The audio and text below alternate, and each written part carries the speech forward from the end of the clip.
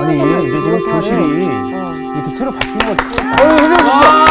안녕하세요. 선생님 반갑습니다. 안녕하시죠? 네, 선생님. 새로워졌어요, 교실이. 네. 저희 교실 잘못 들어온 줄 알고 제가 왔다 갔다 했습니다, 지금. 네. 그랬어요? 네네. 어디로 왔다 갔다 해? 딴 교실이에요. 딴 교실에. 말을 잘해야 돼요. 정면으로 바라보니까 또 좋으네요. 네. 이렇게. 잘 지냈죠? 네. 대단히 반갑습니다. 새로운 교실에서 새롭게 새 마음으로 공부를 하는 우리들. 정말 새롭다라고 하는 것은 세트만 바꾸는 게 새로운 게 아니라 우리의 존재가 좀 새로워져야 할 필요가 있죠. 네. 하나님의 말씀이라고 하는 것은 마치 거울처럼 우리를 비추어내서 우리를 새로운 존재가 되게 하는데 성경을 읽는다는 것은 뭘까요? 내가 성경을 읽는 거죠. 대답들 안 하는 거 보니까 함정이 있다고 느끼네요. 생각이 많아졌어요. 생각이 많아졌죠. 성경을 읽는다고 하는 것은 내가 성경을 읽는 것이기도 하지만 성경이 나를 읽을 수 있도록 나를 개방하는 행위이기도 합니다. 그러니까 결국 우리가 성경을 읽는다고 하는 것은 성서에 비추어진 나의 모습을 보기 위함이에요. 이게 성경을 읽는다라고 하는 말의 의미죠. 그러니까 내가 해석의 주체가 되어서 이건 이렇고 저래 하고 말하는 것도 있지만 성서의 말씀이 내 삶을 비추어내도록 허용하는 것, 또 그런 마음의 소망을 품는 것, 이것이 성경 읽기이고, 그래서 올바로 성경을 읽으면 언제나 우리의 존재의 새로움으로 이어지죠. 그러니까 우리는 이 교실의 새로움도 기쁘지만 말씀과 만나서 새로운 존재가 될 희망, 이것이 우리를 더 기쁘게 하기도 하죠. 네. 우리가 지금 어느 책 공부하고 있는지 기억하세요, 상우 씨? 네, 아모스를 공부하고 그래요? 있습니다. 네.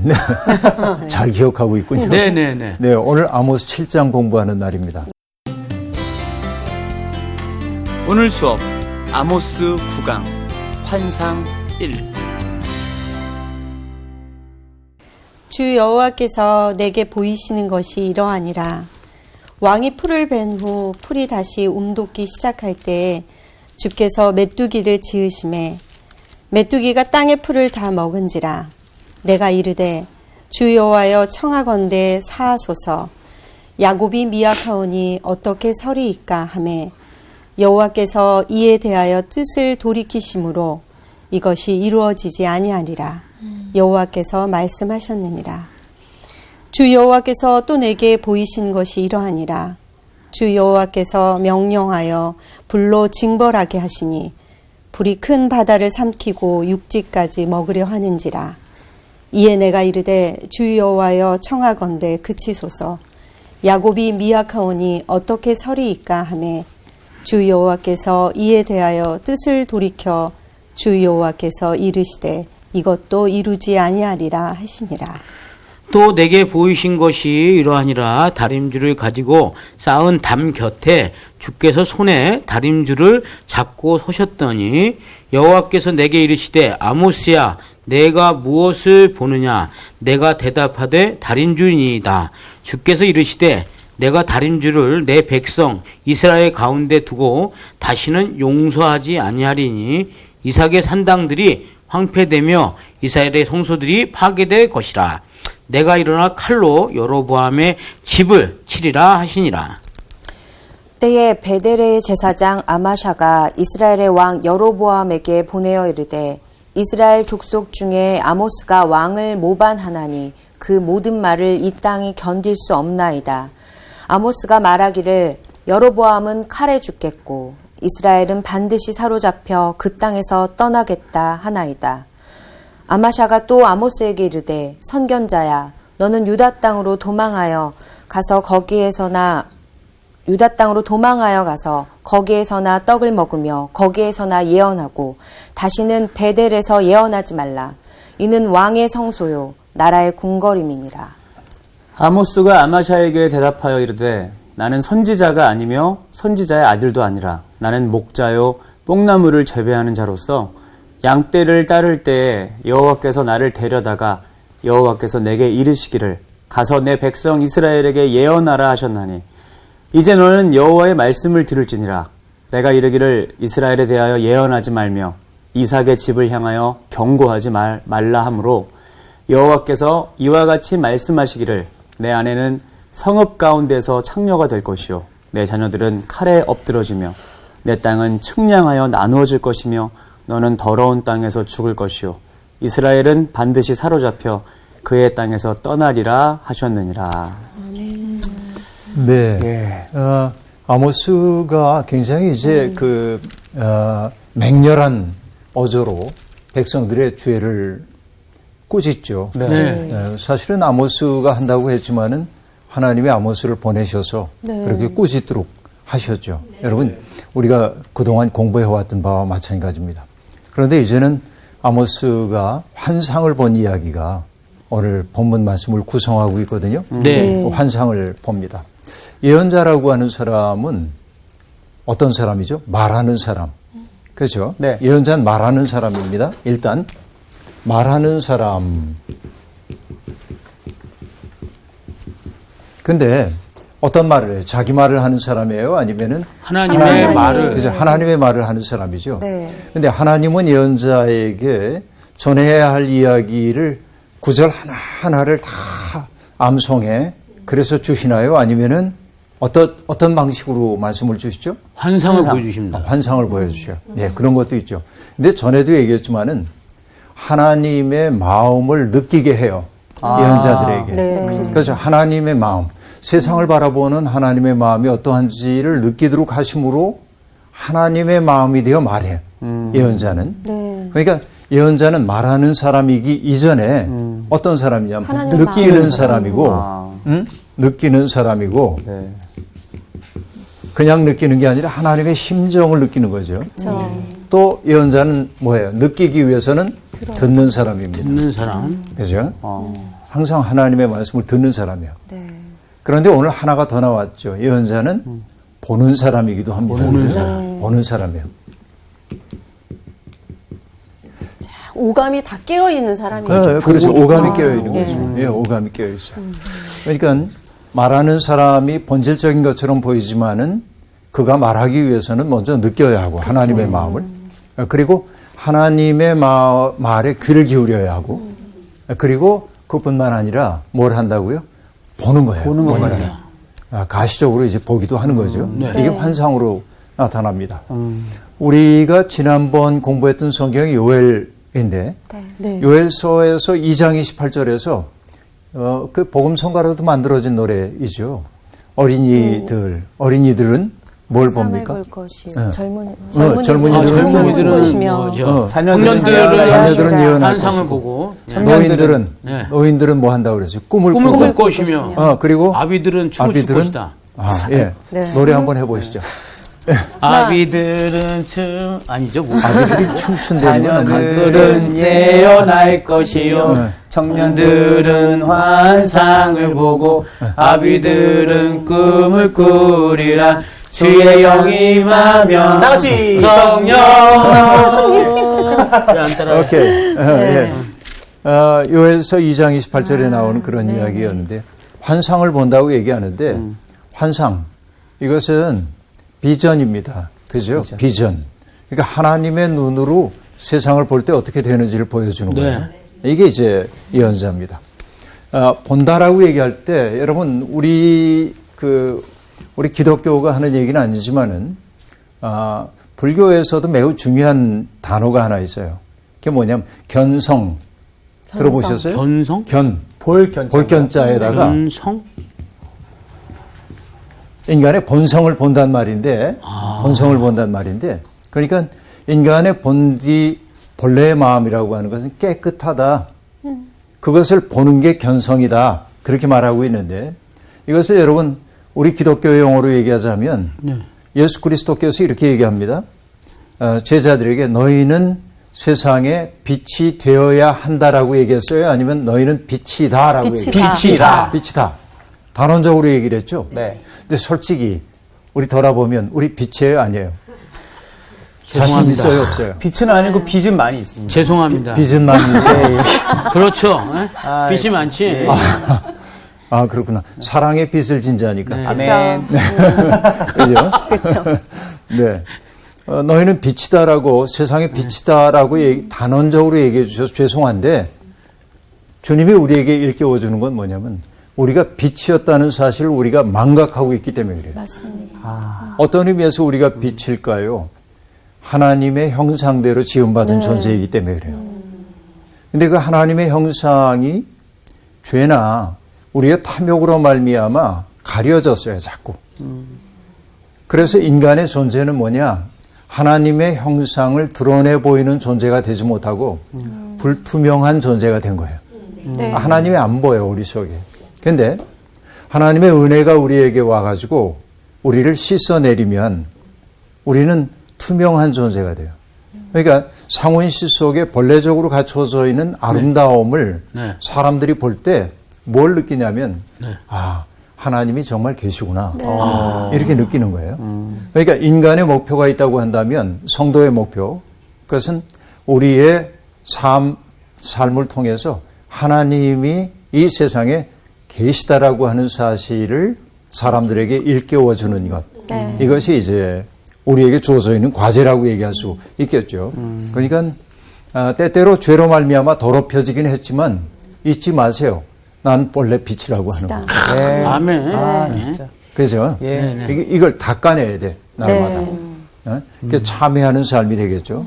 근데 어쨌든 이 아모스도 환상을 봤습니다. 말씀을 전하기만 한 게 아니라. 그런데 아모스가 본 환상에는 몇 가지 특색들이 있는데요. 아모스는 천사를 통해 어떤 환상을 보지 않았고 하나님이 직접 보여주시는 환상을 보았습니다. 이게 다르기도 하고요. 그 다음에 대개 하나님이 누군가에게 환상을 보여주실 때는 뭐와 관련되냐면 그가 가서 선포해야 할 말씀과 관련이 됩니다. 그렇죠. 백성에게 가서 이렇게 얘기해. 네. 그렇죠. 그러나 아모스가 본 환상은 선포의 내용과 직접적으로 연관이 안 됩니다. 네. 그냥 보는 거예요. 그렇죠. 네. 그 다음에 이 네 가지의 환상, 사실은 아모스서에 5개의 환상이 나오는데 앞에 나오는 네 가지의 환상은 서로 쌍을 이루고 있어요. 그건 나중에 우리가 차차 살펴보도록 하겠습니다. 그런데 재미나는 것은 뭐냐면 아모스가 보았던 2가지의 환상은 처음에 환상을 본 후에 아모스가 한 역할은 뭐냐? 이스라엘 백성들을 위해 중보 기도를 드립니다. 네. 이게 첫 번째와 2번째 환상입니다. 그러나 3번째와 4번째 그 이후에 나오는 환상들에서 아모스는 더 이상 중보자로서의 역할을 감당 안 합니다. 네. 하나님의 심판의 대행자처럼 등장합니다. 네. 그러니까 무서운 거예요. 네, 그런 측면을 염두에 두고 한번 살펴볼 텐데 네. 처음에 나오는 환상은 어떤 환상이죠? 메뚜기. 네. 재앙입니다. 그렇죠. 아모스는 이런 것을 봅니다. 본 거예요. 눈으로 봤어요, 지금. 마음의 눈으로 본 거죠. 이렇게 마음의 눈이라고 하는 게 제3의 눈인데, 그렇죠? 제3의 눈입니다. 우리 눈 둘 있잖아요. 네. 근데 이 눈으로 볼 수 없는 것을 제3의 눈이라고 그래요. 오랫동안. 제3의 눈은 다시 얘기하면 마음의 눈입니다. 그런데 제3의 눈이 열려있는 사람을 우리는 뭐라고 하냐면 영적으로 밝다. 이렇게 얘기해요. 밝다. 그게 영성이야. 제3의 눈이라는 네. 것은 영성을 뜻해, 결국은. 네. 예? 영성이 깊은 사람은 보는 사람이에요. 그렇죠?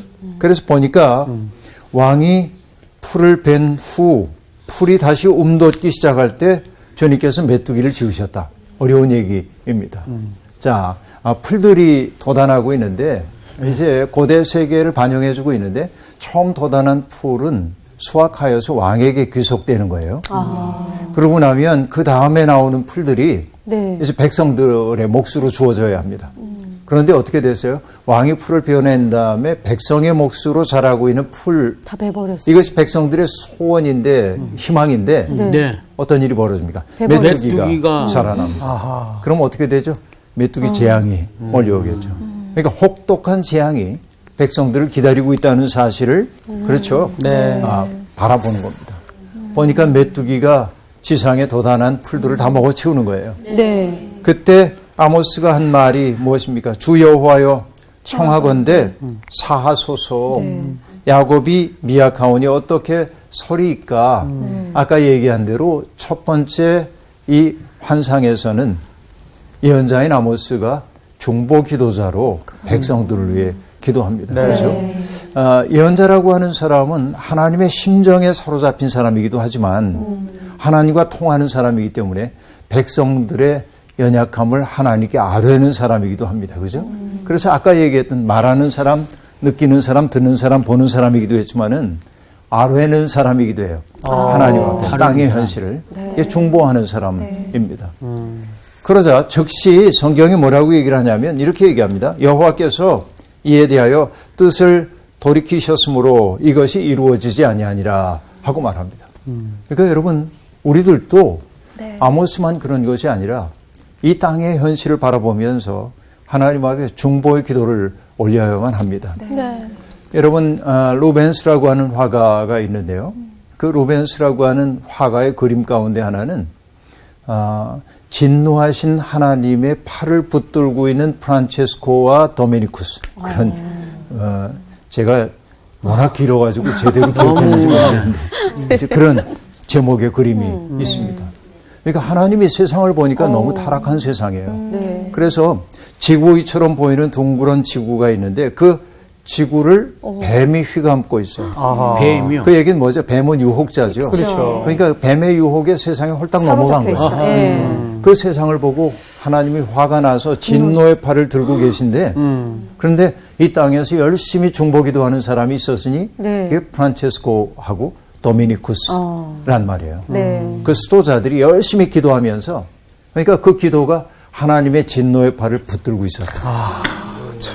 그러니까 우리가 이 땅에서 이 하나님의 재앙이 이 땅에 내리려고 할 때 우리가 해야 하는 일 가운데 하나는 중보의 기도를 드리는 일. 그래서 늘 나만을 위해 기도하는 사람이 아니라 다른 이들을 위해 우리가 살고 있는 세상을 위해 중보하는 것은 기독교인의 마땅한 의무죠. 근데 그렇게 기도하는 자들이 있을 때 하나님이 어떻게 했다고 했어요? 금방 보니까 뜻을 돌이키심으로 당신의 뜻을 수행하지 않으셨다. 여러분 하나님이 참 고마운 까닭이 뭡니까? 매미 약하셔요. 마음이 약하셔요. 매미 약하셔요. 하나님은 그걸 매미라고 해요. 몸이 약하다는 얘기를 들어가지고 그렇기 때문에 저희는 정말 감사하죠. 그렇죠. 여러 번 거둬주시고 뜻을 이루지 아니하시네 저희는 좀 감사할 일이죠. 그래서 이제 우리가 기도할 때 하나님을 영원토록 변치 아니하시고 이렇게 얘기하면 큰일 났네요. 하나님 변하시는데 이제 뜻을 돌이키시는 분 맞아요. 그분이 하나님이다. 자, 그 다음 얘기를 볼까요? 두 번째 그 아모스가 보았던 환상은 불이에요. 주 여호와께서 명령하여 불로 징벌하게 하십니다. 그래서 불이 큰 바다를 삼키고 육지까지 먹으려 하는지라라고 얘기하고 있는데 여러분 상상이 좀 안 되죠? 불이 바다를 삼키고 육지까지 삼키려고 한다? 그게 도대체 지금 아모스는 어떤 환상을 보고 있는 것일까요? 그래서 사람들이 생각하기를 뜨거운 바람, 바다에서부터 불어오는 뜨거운 바람, 그러니까 돋아나고 있는 모든 식물들을 말라 죽게 만드는 뜨거운 바람이 아닐까 그런 생각을 이제 했던 것입니다. 여하튼 그 메뚜기 재앙이나 뜨거운 바람이나 사람들의 삶을 고통스럽게 만들긴 마찬가지죠. 그래서 예언자는 지금 또다시 하나님 앞에 중보의 기도를 드립니다. 주 여호와여 그치소서라고 말합니다. 청하건대 그치소서. 야곱이 미약하오니 어떻게 서리이까. 앞에서 나왔던 이야기하고 똑같은 2절에 나온 이야기하고 똑같은 9절이 5절에 반복되고 있음을 알 수 있습니다. 그리고 6절은 역시 하나님이 원래 하시려던 이 일을 그만두셨음을 보여주고 있어요. 그러니까 예언자의 중대한 일 가운데 하나는 어떤 경우에든 백성들의 삶의 터전을 흔드는 그런 대참사로부터 그들을 지켜내기 위해 하나님 앞에 중보 기도자로 서는 일임을 알 수 있습니다. 물론 이스라엘의 죄는 큽니다. 하지만 죄보다 더 큰 것은 그들을 긍휼히 여기시는 하나님의 사랑이죠. 네, 그것에 의지해서 아모스는 그렇게 하나님 앞에 중보의 기도를 드리고 있습니다. 이거를 참 백성들이 알란가 몰라요. 참 이렇게 두려워하지 않는 이제 알아도 다시 또 재진다고요. 자꾸 그렇죠. 예. 사람이 그래요. 네. 이사야 49장에 보면 그런 하나님의 사랑을 이렇게 얘기합니다. 여인이 어찌 그 젖 먹는 자식을 잊겠으며, 그죠? 자기 태에서 난 아들을 긍휼히 여기지 않겠느냐. 네. 그리고 이렇게 얘기를 합니다. 그들은 혹시 잊을지라도 나는 너를 잊지 아니하리라. 이렇게 얘기합니다. 그렇죠? 여인이 젖 먹는 자식을 어떻게 잊어요? 그럼요. 자기 태에서 태어난 아들을 어떻게 긍휼히 여기지 않겠어요?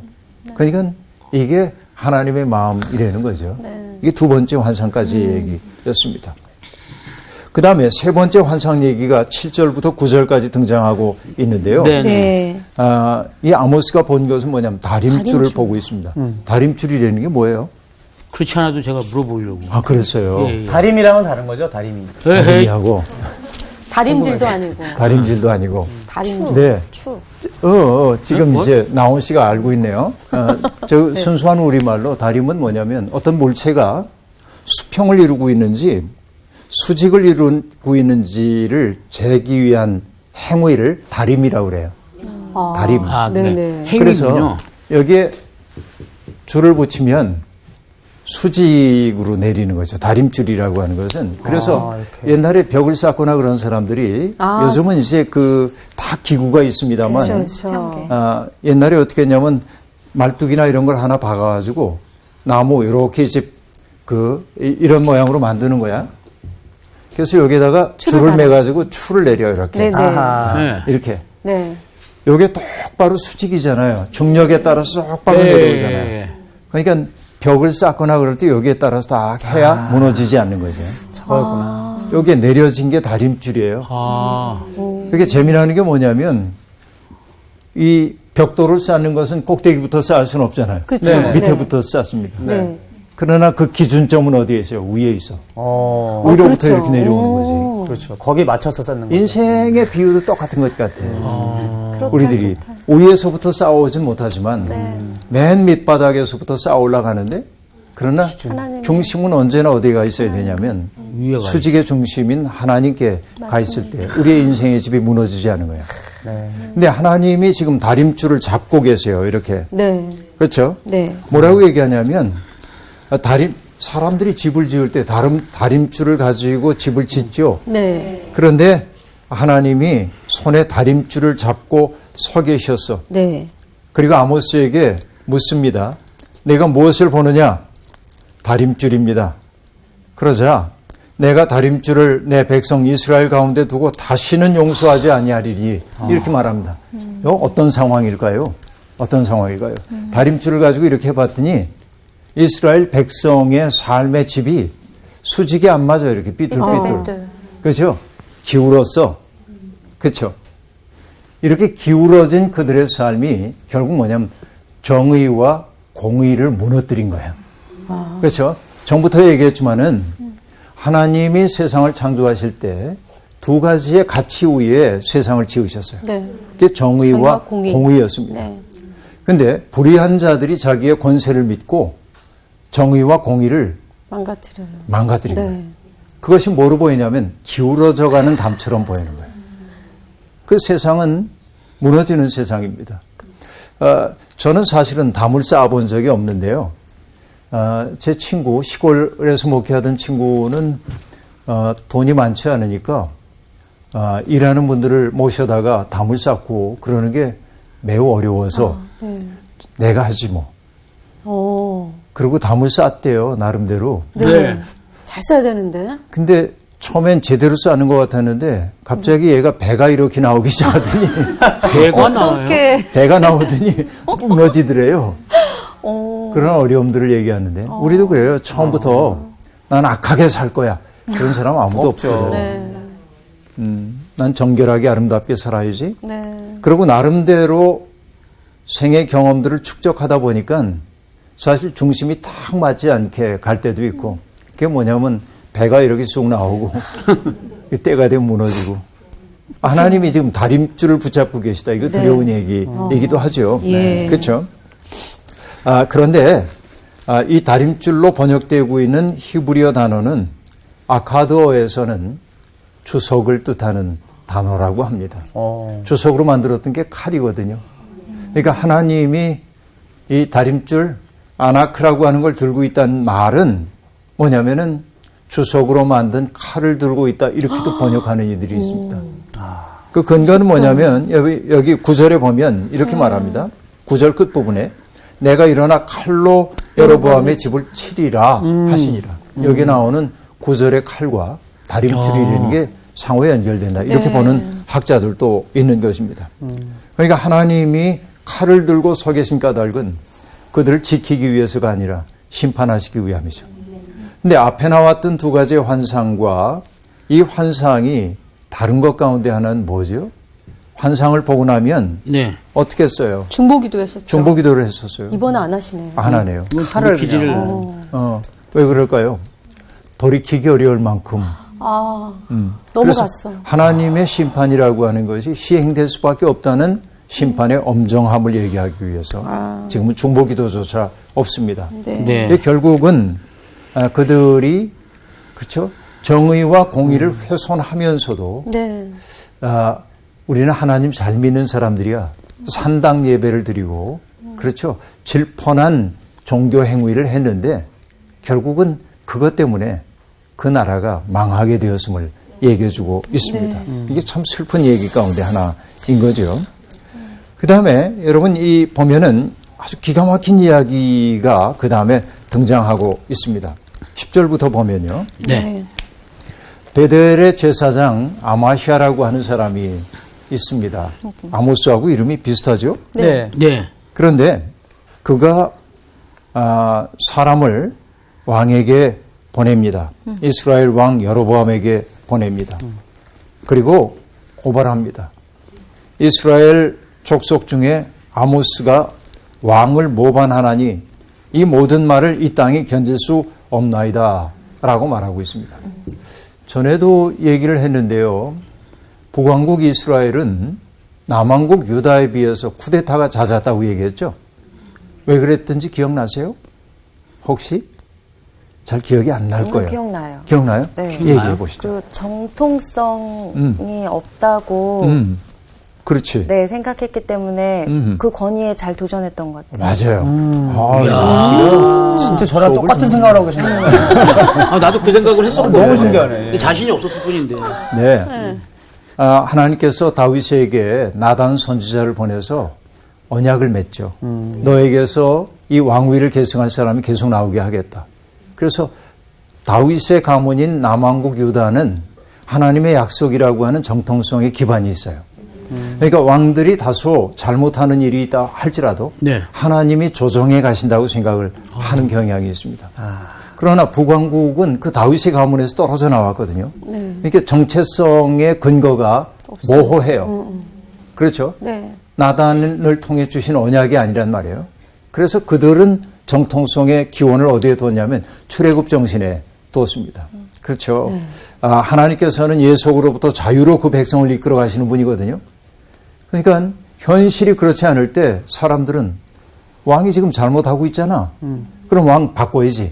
이 생각이 북왕국에서는 잦았던 거예요. 그 때문에 이제 쿠데타가 많고 그러니까 어떤 경우에도 왕이 된 사람들은 늘 불안합니다. 주변에 있는 사람들을 의심할 수밖에 없습니다. 혹시 얘가 나를 점점점 그렇죠. 의심이 많은 거예요. 그런데 여기 아마시아가 아모스를 고발합니다. 네. 이 사람이 지금 왕에 대한 모반을 획책하고 있습니다. 얼마나 참남한 말인지 이 땅이 견딜 수가 없나이다. 뭐 이렇게 얘기를 하고 있습니다. 아이고. 사실 아모스가 한 말은 있습니다. 뭐라고 말했냐면 11절에 보니까 아모스가 말하기를 여로보암은 칼에 죽겠고 이스라엘은 반드시 사로잡혀 그 땅에서 떠나겠다 하나이다. 그렇죠. 아모스는 말의 수위를 조종하는 사람은 아니었던 모양이에요. 해야 할 말을 정확하게 한 사람입니다. 그렇죠. 그러면 이 두려운 선포 앞에서 이제 어떻게 해야 돼? 자복하고 죄를 자복하고 돌이키면 좋을 텐데 사람들은 늘 어떤 태도를 갖냐면 저렇게 말하는 자를 없애면 그가 한 말조차 사라질 거라고 생각하는 거예요. 네. 그렇죠. 그러니까 지금 아마시아가 하는 말은 뭐냐? 저 아모스를 가만두면 안 됩니다. 저 아모스를 붙잡아다 어떻게 해야 합니다. 네. 그런 얘기입니다. 그리고 이 아마시아가 아모스에게 또 옵니다. 그리고 말하기를 이렇게 얘기를 합니다. 선견자야, 너는 유다 땅으로 도망하여 가서 거기에서나 떡을 먹으며 거기에서나 예언하고 다시는 베델에서 예언하지 말아라 하고 말합니다. 자, 여기에 아마시아의 말 속에 담겨 있는 굉장히 묘한 지점이 있습니다. 네, 예. 자, 너 고향으로 가. 그런데 가서 뭐 하라고 얘기합니까? 거기서 예언하라고 그러는데. 거기서 밥이나 벌어 먹어. 그러니까 이 아마시아가 생각하고 있는 예언자는 밥벌이 하는 거야. 되게 하찮게 여기는 것 같아요. 밥벌이. 그러니까 이 왕의 가까이에 있어서 왕을 보좌하고 있는 예언자 그룹들이 있었는데 네. 그 예언자 그룹들이 해야 하는 일은 뭐냐면 왕이 잘못하는 것을 꾸짖고 그가 바로 가도록 해야 하는데 왕은 절대 권력을 가지고 있기 때문에 그에게 밥을 얻어먹는 예언자들은 왕에게 해야 할 말을 하지 않고 그가 듣고 싶어하는 말을 하는 거예요. 그렇죠. 왜? 그 말을 해야 밥이 나오기 때문에. 그러니까 아마시아는 아모스를 자기의 동료로 여기는 거예요. 똑같은. 아하. 네. 그러니까 내 고향으로 돌아가. 내 말 너무 거칠어. 우리도 위험에 빠질 수 있어.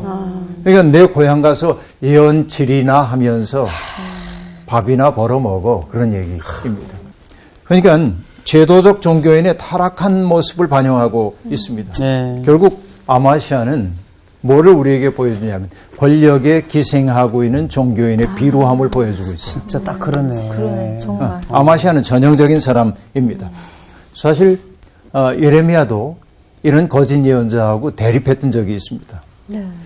예레미야가 백성들에게 가가지고 우리가 결국 바벨로니아 왕의 멍에를 쓸 수밖에 없어. 우리는 약소국가이기 때문에 이것을 현실로 인정해야 돼. 그러면서 멍에를 쓰고 왕 앞에 가거든요. 네. 근데 왕의 측근 사람이었던 하나냐라고 하는 거짓 예언자가 있는데 그가 이 예레미야의 목에서 멍에를 벗겨냅니다. 그러면서 하나님께서 우리를 도우셔서 멍에를 이렇게 벗겨주실 거라고. 그리고 멍에를 꺾어버리고 막. 그렇죠. 그러니까 왕의 입장에서 보면 예레미야가 마음에 들까요? 하나냐가 마음에 들까요? 하나냐가 마음에 마음에 들죠. 들죠. 왜냐하면 자기가 원하는 바를 말해주기 때문에. 이것이 뭐냐? 권력주의에 기생하고 있는 종교의 비루합니다. 저는 그렇게 얘기를 지금 하고 있는 겁니다. 그렇죠. 많은 사람들이 이런 생각을 가지고 있어요. 예언자가 눈앞에서 사라지면 그가 선포했던 말씀조차 사라진다고 생각하는 거예요. 어리석은 말이죠. 하나님의 뜻은 그렇게 돌이킬 수 없는 겁니다. 근데 아마시아는 참의 소리를 가둘 수 있다고 생각하고 추방할 수 있다고 생각하고 있는 것이죠. 이것이 기가 막힌 이야기입니다. 그런데 아모스는 아마시아의 그와 같은 얘기에 대해서 이렇게 변증하고 있습니다. 나는 선지자가 아니며 선지자의 아들도 아니다. 다시 말하면 내가 직업적으로 지금 선지자 노릇하고 있는 게 아니다. 그 얘기입니다.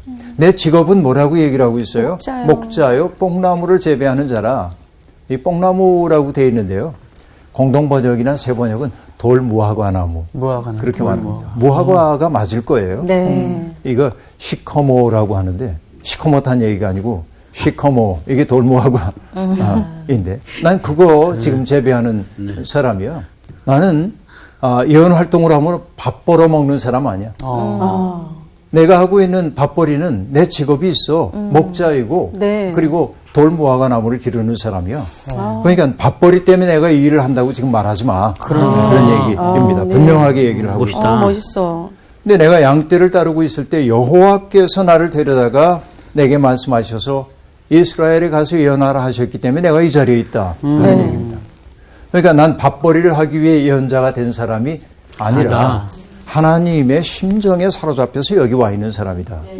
그래서 아마샤와 아모스의 선포의 동기가 다르다는 사실이 네. 이렇게 아주 확정적으로 드러나고 있음을 볼 수 있습니다. 그러면서 아마샤에게 얘기합니다. 내가 이스라엘에 대해서 예언하고 있는데 너는 입 다물라고 내게 말하고 있기 때문에 내 입을 막을 수 있다고 생각하는 것은 곧 뭐냐면 하나님의 입을 막을 수 있다고 생각하는 거예요. 그렇기 때문에 그에게 벌이 내리는 겁니다. 뭐라고 말하고 있죠? 내 아내는 성읍 가운데서 창녀가 될 것이요. 그렇게 말합니다. 그 다음에 뭐라고 얘기해요? 자녀들은 칼에 엎드러지고 내 땅은 측량하여 나누어질 것이며 너는 더러운 땅에서 죽을 것이요. 더러운 땅. 이것은 뭐죠? 이방 땅을 얘기하는 거겠죠. 이방 땅을 얘기합니다. 그리고 이스라엘은 반드시 사로잡혀 그의 땅에서 떠나리라 하셨느니라. 이렇게 말하고 있습니다. 그러니까 하나님의 말씀을 막을 수 있다고 생각하는 사람들이 맞아들일 수밖에 없는 운명. 바로 그것이 아마샤에게 내렸던 이 심판의 이야기와 깊이 관련됨을 알 수 있습니다. 어느 학자가 우리에게 이렇게 얘기하고 있습니다. 왕과 예언자의 관계는 어떠해야 할까? 네. 왕과 예언자.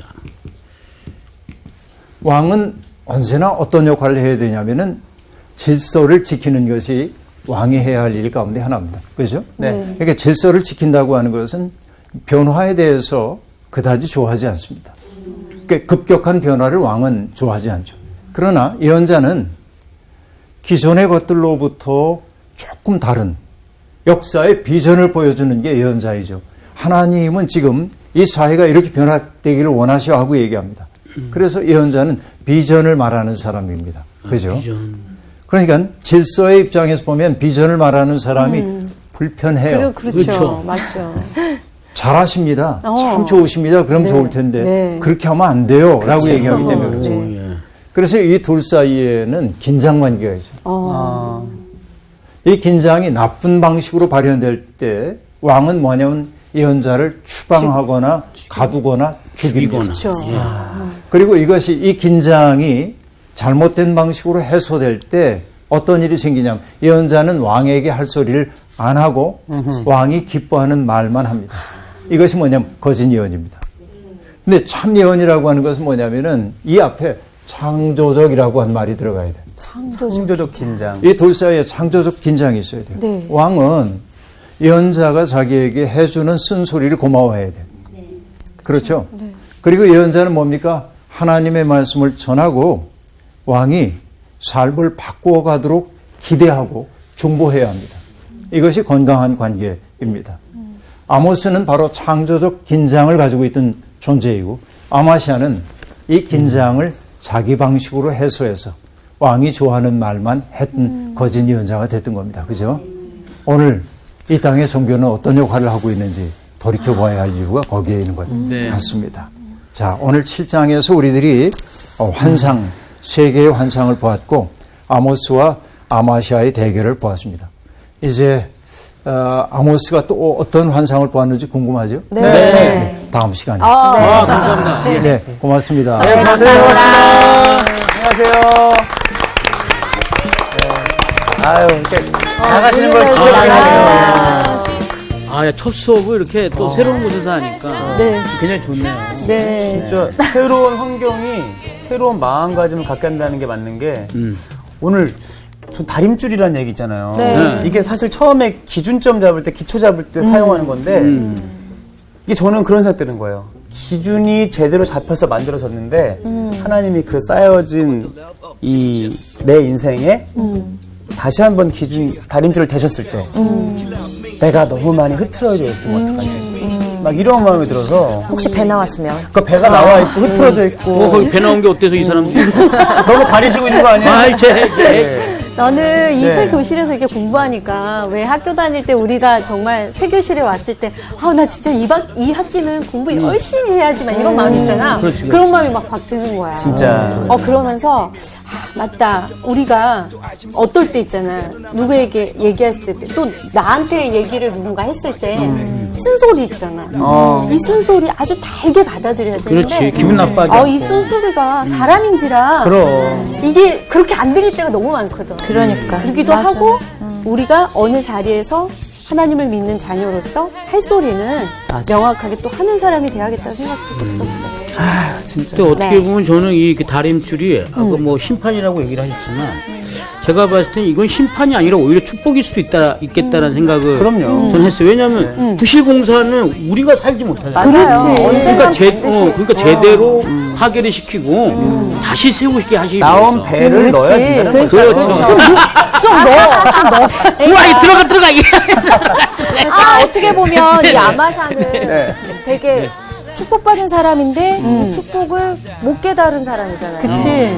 그래서 저도 미란처럼 그런 생각을 했어요. 이 쓴소리가 하나님의 다림줄로부터 오는 것인지 늘 생각해보고 맞아요. 잘 받아들이고 다시 배를 넣고 살아야겠구나. 맞습니다. 네. 자, 우리가 오늘은 하나님하고 창조적 긴장을 그럼요, 하면서 그렇죠. 살아갑시다. 자, 자, 긴장감을 갖고 박수 한번 쳐볼까요? 알겠습니다.